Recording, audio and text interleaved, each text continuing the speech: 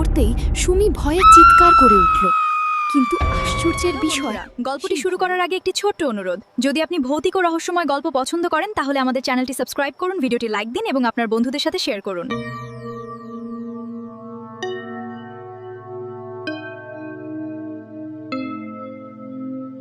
ঘড়িতে তখন রাত 11টা বাজে।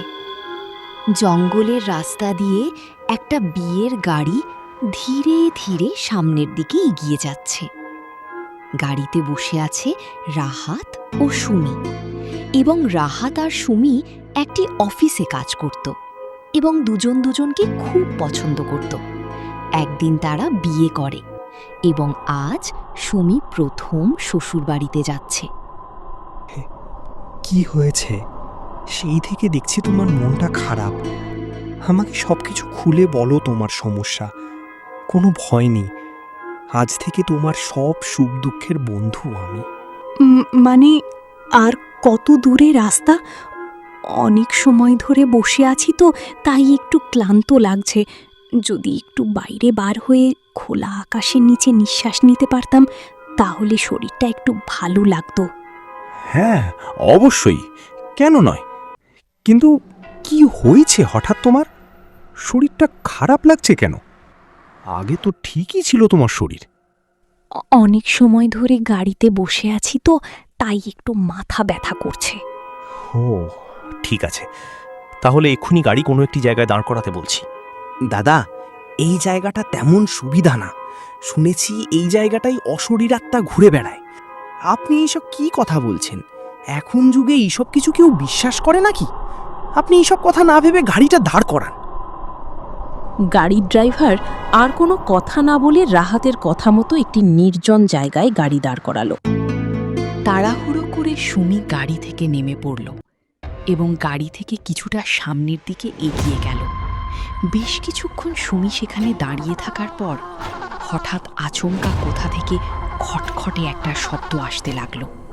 সুমি যেই না শব্দটি ভালোভাবে শোনার চেষ্টা করল, অমনি একটি ঝোপের ভিতর থেকে কিছু চামচিকে সুমির দিকে উড়ে আসলো।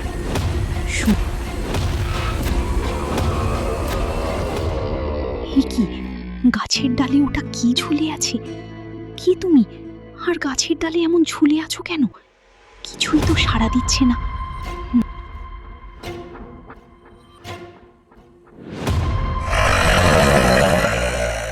গাছের ডাল থেকে ঝাঁপিয়ে পড়তেই সুমি ভয়ে চিৎকার করে উঠল। কিন্তু আশ্চর্যের বিষয়, সেই ভয়ঙ্কর ছায়ামূর্তিটি তার গায়ে স্পর্শ করার আগেই হঠাৎ মিলিয়ে গেল অন্ধকারের মধ্যে। সুমি, এটা কি সত্যিই দেখলাম আমি, নাকি চোখের ভুল? না, আর এক মুহূর্তও এখানে থাকবো না।